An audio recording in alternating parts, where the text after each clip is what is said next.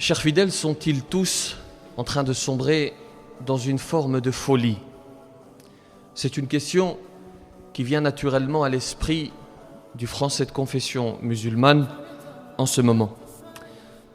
Alors je vous propose aujourd'hui un prêche particulier. Bien sûr, nous allons évoquer ce tombereau de haine déversé sur les musulmans. Mais au lieu de vous donner de quoi broyer du noir, j'aimerais plutôt vous inviter à prendre de la hauteur, à prendre du recul, à essayer de comprendre ce qui nous arrive en ce moment. Et surtout, j'aimerais vous inviter à garder espoir. Parce que certes, l'obscurité, l'obscurantisme, voire l'obscurantisme islamophobe, déferle sur la France. Mais n'oublions pas que depuis toujours, de tout temps, il y a eu des justes, il y a eu des lumineux, et ils existent encore aujourd'hui. De bonnes gens qui sont dans notre société pour rappeler le bon sens, pour rappeler la justice, pour rappeler la bienveillance. Alors j'espère que je vais être le plus concis possible et que je ne vais pas céder à l'émotion, bien que ce soit tentant, mais ce n'est pas bon. Il n'est jamais bon de céder à l'émotion et d'en devenir esclave. Vous le voyez, ils sont tous devenus imams. Ils sont tous spécialistes, les journalistes, chroniqueurs, penseurs, qui nous expliquent que le voile n'est pas dans le Coran, ce n'est pas une prescription religieuse. D'ailleurs, je vous annonce que demain, je vais m'improviser journaliste à BFM. Je vais aller faire le travail, puisqu'apparemment, on peut intervertir les rôles. On peut s'improviser imam, je vais m'improviser également journaliste. Et puis le surlendemain, j'irai m'improviser chirurgien et j'opérerai à cœur ouvert. Puisque la prière n'est pas acceptée, retirons la prière. Alors vous allez me dire, elle n'est pas visible. Alors retirons les mosquées. Elle dérange certains, alors retirons-les. Et puis allons-y dans ce sillage. La kippa n'est pas acceptée par certains, retirons la kippa. Allons-y. 288 invités et combien de femmes voilées? Une seule. Les premières concernées ne sont pas invitées. Une seule invitée, d'ailleurs hier, sur le plateau d'Hanouna. Alors on peut lui reprocher ce que l'on veut, mais il l'a invitée.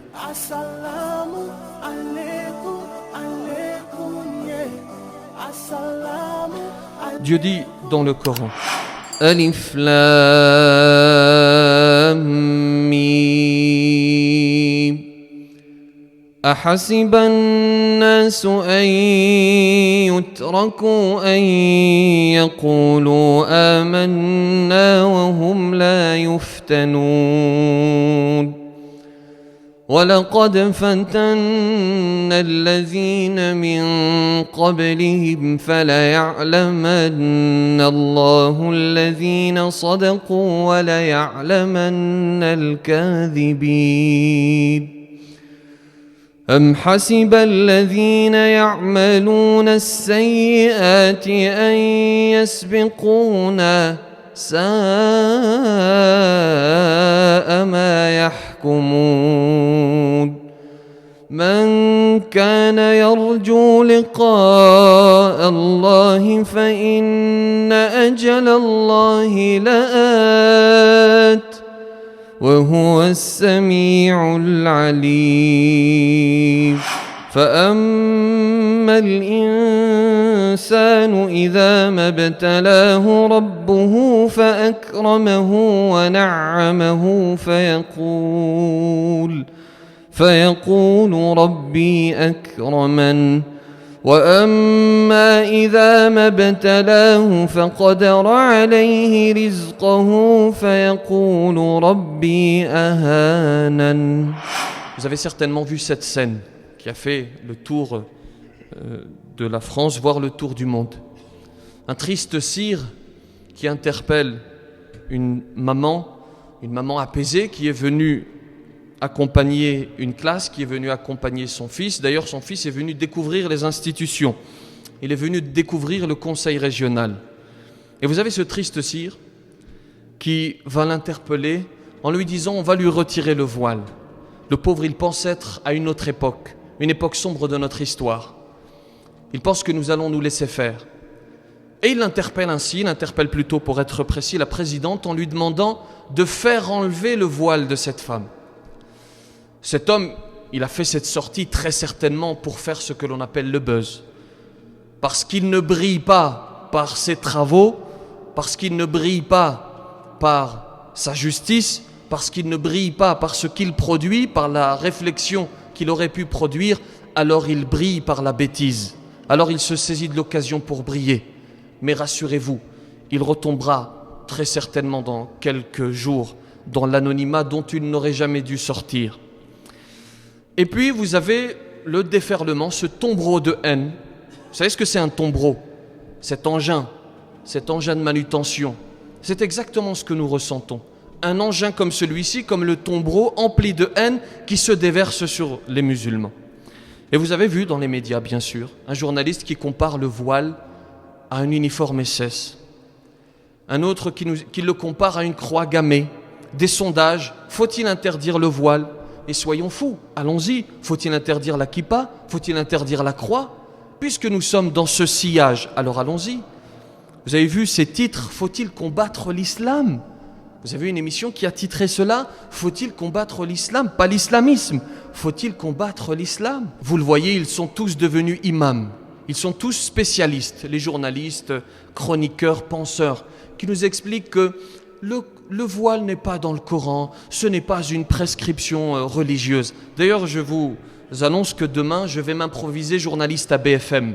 Je vais aller faire le travail, puisqu'apparemment, on peut intervertir les rôles. On peut s'improviser imam, je vais m'improviser également journaliste. Et puis le surlendemain, j'irai m'improviser chirurgien et j'opérerai à cœur ouvert. Voyez-vous?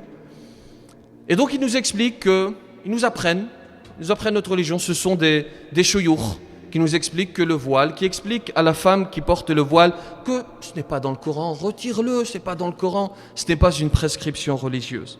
J'ai même vu des musulmans nous expliquer que puisque le voile est un frein, puisqu'il n'est pas accepté dans la société, alors il vaut mieux le retirer, retirons-le. Et j'ai envie de vous dire, puisque la prière n'est pas acceptée, retirons la prière. Alors vous allez me dire, elle n'est pas visible, alors retirons les mosquées. Elle dérange certains, alors retirons-les. Et puis allons-y dans ce sillage. La kippa n'est pas acceptée par certains, retirons la kippa. Allons-y.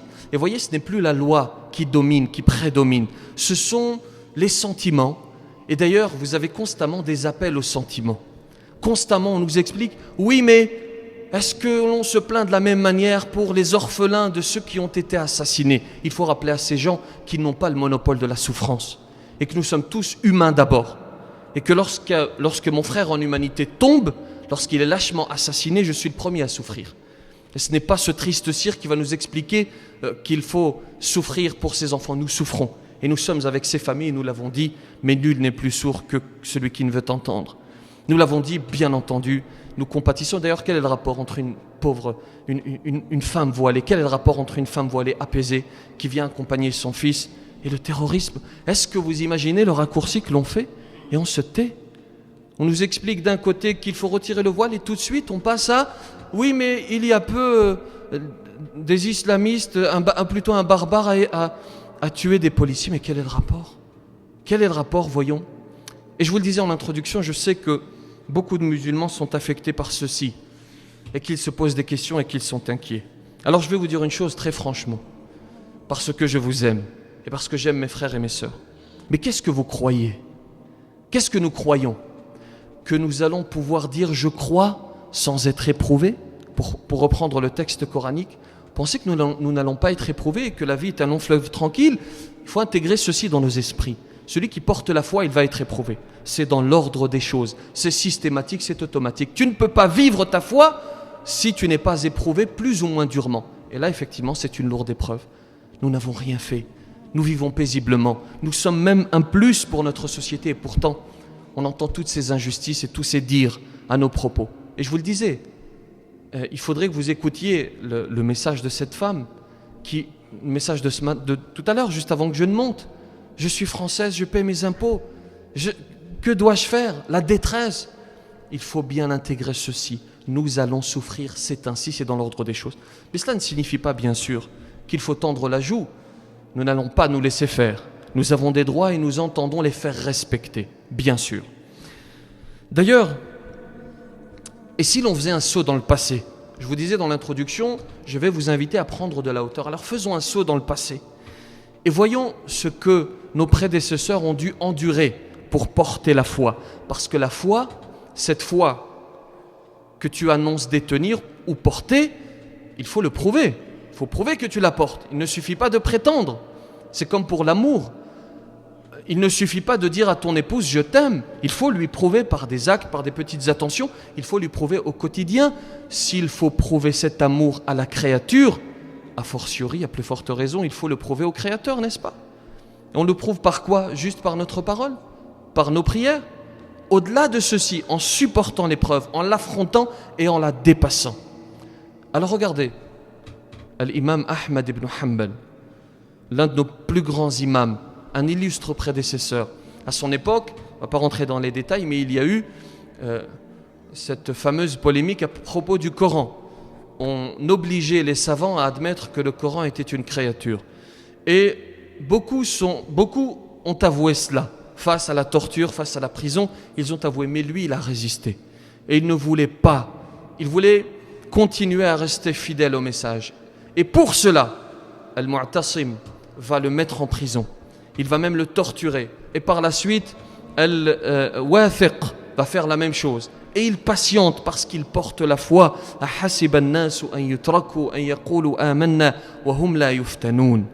Il poursuit et il tient. Et par la suite, avec Al-Mutawakkil, les choses vont s'arranger. Ne s'agit-il pas d'une terrible épreuve? Relativisons donc la nôtre. Nuh alayhi salam, notre prophète Nuh, pendant 10 générations après Adam alayhi salam, les gens vont s'accrocher à son message, au message de Adam alayhi salam. Et puis, petit à petit, l'égarement va pointer le bout de son nez. Et le Créateur va envoyer Nuh alayhi salam pour retransmettre le message. Et il va être moqué, il va être insulté, on va se moquer de lui, on va le mépriser. Ça ne vous rappelle rien? La moquerie, l'insulte, le mépris.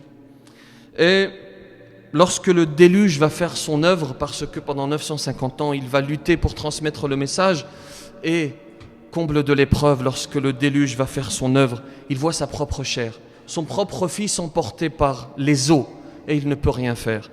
Il aurait aimé que son fils le rejoigne, mais il n'en est rien, et le Créateur l'éprouve.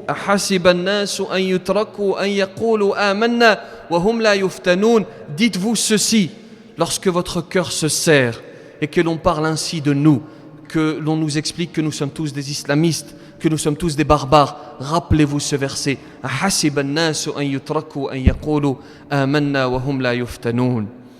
Ne s'agit-il pas pour Nuh alayhi salam d'une terrible épreuve? Relativisons donc la nôtre.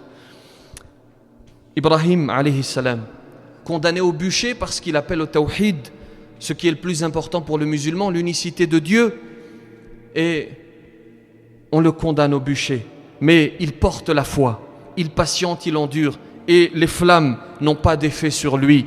Alors on va décider de l'exiler. Il va partir avec sa famille, et pour une sagesse qui appartient à notre Créateur, il va lui être demandé de laisser sa famille dans un désert aride. Il va donc laisser Hajar et son fils Ismaïl.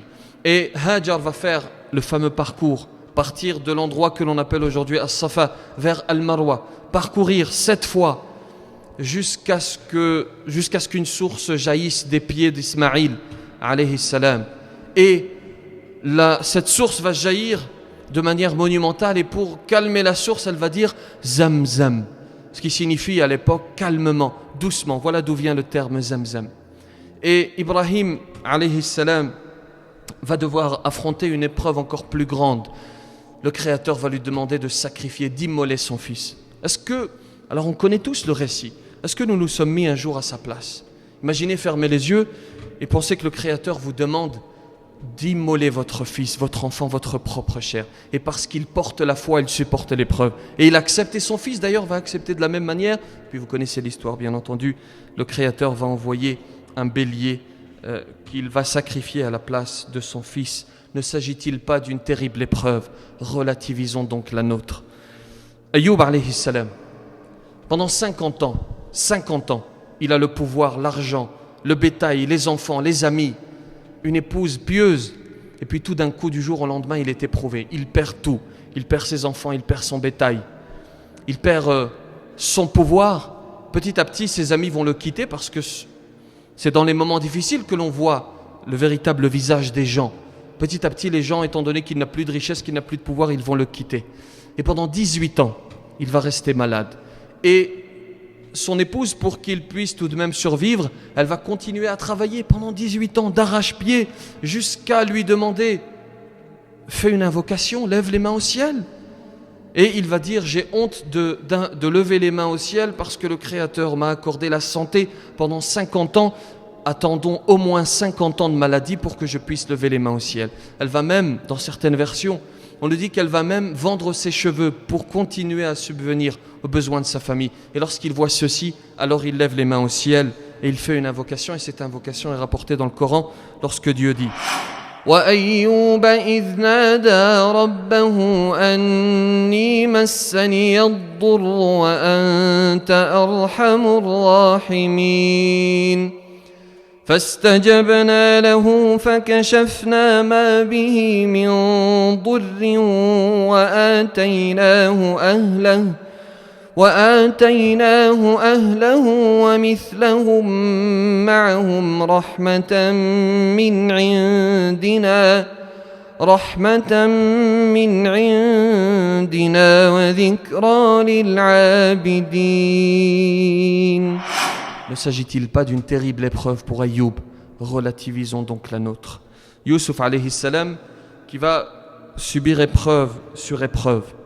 D'abord lorsqu'il est enfant et qu'il va être séparé de son père.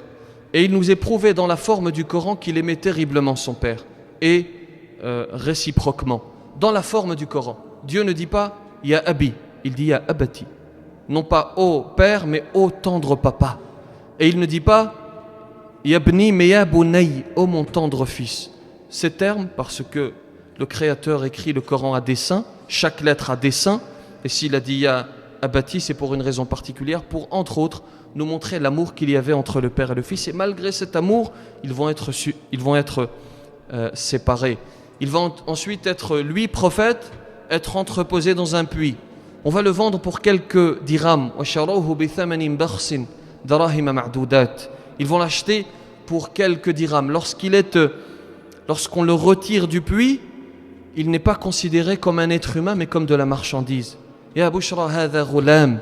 Ils sont contents, non pas d'avoir trouvé un enfant, un être humain, mais ils sont contents d'avoir trouvé une marchandise à revendre. Voyez l'humiliation, l'épreuve qu'il subit. Et lorsqu'il est face à Zulaykha, l'une des plus grandes épreuves. Et on se dit tous ici dans cette mosquée, oui, face à Zulaykha, j'aurais résisté. Mais nous ne savons pas. Vous ne savez pas, je ne sais pas.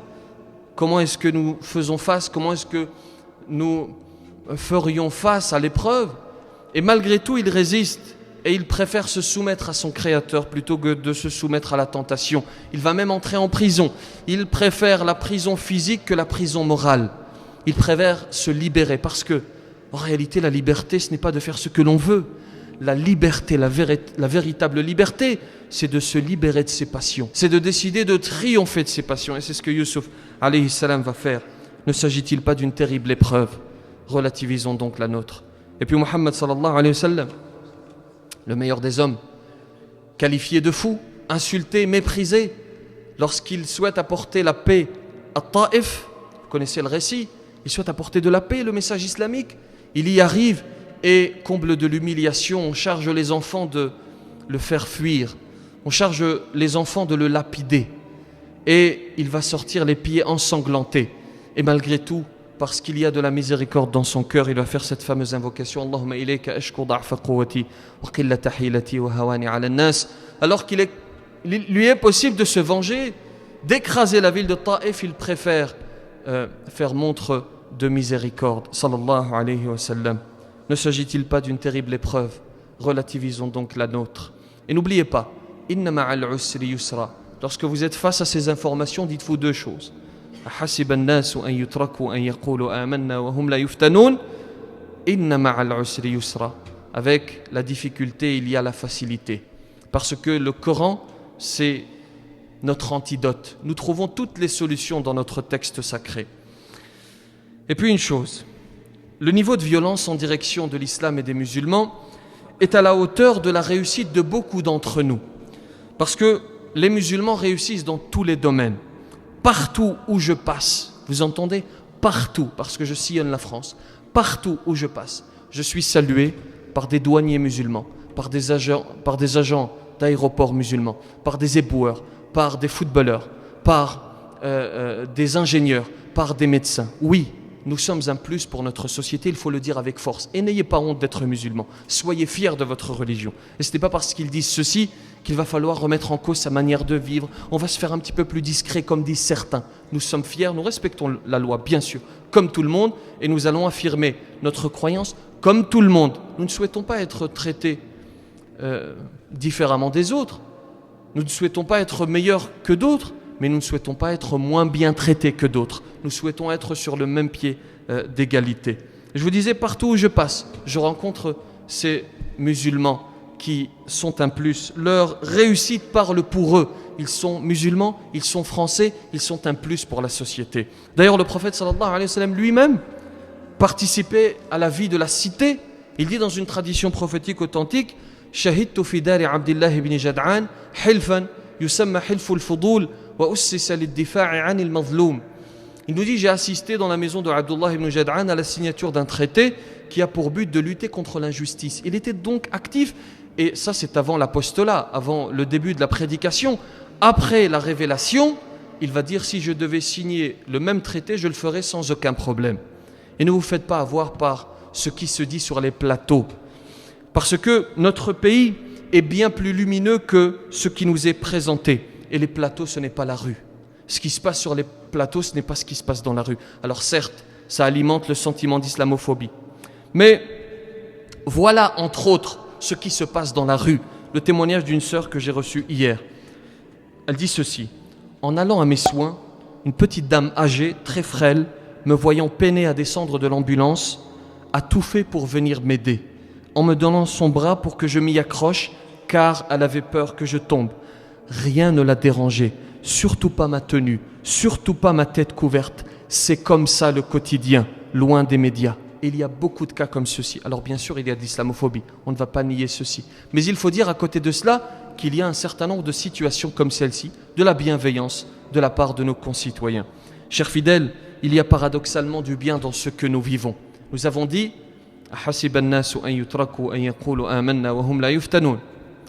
nous avons dit également Inna ma'al usri yusra. Et je vous dis maintenant, il y a du bien. N'oubliez pas. Wa asa an takrahu. Et c'est le 3e verset. Wa asa an takrahu shay'an wa huwa khayrun lakum. Vous détestez peut-être quelque chose, mais c'est un bien pour vous. À chaque fois qu'il y a ce genre d'islamophobie, ce genre de déferlement, vous avez des Français qui ne sont pas de confession musulmane, qui s'intéressent à l'islam, qui lisent et qui ne se contentent pas d'écouter ce qu'on leur sert sur un plateau. Sur des plateaux, ils lisent et certains même nous rejoignent notre foi, embrassent l'islam. Alors que faire? Parce qu'il ne suffit pas de s'indigner, il faut également donner des pistes d'action. D'abord, ceux qui nous disent ça ne sert à rien d'agir. Oh, ça ne sert à rien, vos discours, vos appels au rassemblement, ça ne sert à rien. Ceux-là, qu'ils continuent leur sieste. Nous allons agir. En revanche, il est vrai que l'un de nos problèmes, c'est que nous réagissons sur le coup de l'émotion. Nous réagissons sur le moment, ponctuellement, et que nous oublions que le plus important, c'est de réagir sur le long terme. C'est de s'unir sur le long terme. On va faire un rassemblement et on va être content sur le moment. On va tous se rassembler, magnifique, très bien, on se voit tous, on est content. Vous avez un sentiment d'euphorie qui va gagner nos cœurs. Et puis, ça va retomber. Et puis, l'islamophobie va reprendre de plus belle. Parce que nous n'agissons pas sur le long terme, parce que nous réagissons sous le coup de l'émotion, parce que nous suivons le buzz.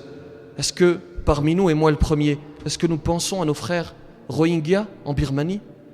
Très peu d'entre nous. Oui, je suis certain que certains parmi nous y pensent. Mais la grande majorité, malheureusement, n'y pense plus parce que le buzz est passé, parce que nous suivons le buzz et parce que nous réagissons comme tout le monde à ce qui est sur la place publique, aux débats qui sont sur la place publique. Réagissons sur le long terme. Alors voilà quelques pistes d'action. D'abord, il est important de connaître vos droits. Il est important de savoir ce à quoi vous avez le droit, et je vous conseille d'aller sur le site islamophobie.net. Vous avez un certain nombre de fiches pratiques très bien faites qui vous indique vos droits. Ensuite, il faut être vigilant face à l'islamophobie. Et si ça se passe devant vos yeux, si vous avez un acte d'islamophobie devant vos yeux, n'hésitez pas à agir, à intervenir, et n'hésitez pas à filmer cela et à transmettre aux associations compétentes comme le CCIF ou la plateforme Les Musulmans. Lorsqu'il y a un dérapage médiatique, et il y en a eu beaucoup, et ne dites pas que ça ne sert à rien, ça sert. Si nous nous mobilisons pour signaler au CSA un certain nombre de séquences, ça sert, ça marche, mais il faut le faire systématiquement. Et en parlant des médias, 85, vous avez vu le chiffre peut-être ? 85 débats sur le voile, 288 invités, et combien de femmes voilées ? Une seule. 288 invités, et les premières concernées ne sont pas invitées. Une seule invitée, d'ailleurs hier, sur le plateau d'Hanouna. Alors on peut lui reprocher ce que l'on veut, mais il l'a invitée. Et il faut écrire aux élus également. Il faut se former pour être capable de dissiper les amalgames autour de nous. Il faut se rassembler. C'est ponctuel certes, mais cela nous permet de recharger nos forces et de poursuivre. Il faut s'unir. Et le point le plus important, retenez-le, c'est le long terme. C'est agir sur le long terme et non ponctuellement. Qu'Allah subhanahu wa ta'ala nous protège et qu'il enlève la haine du cœur des hommes.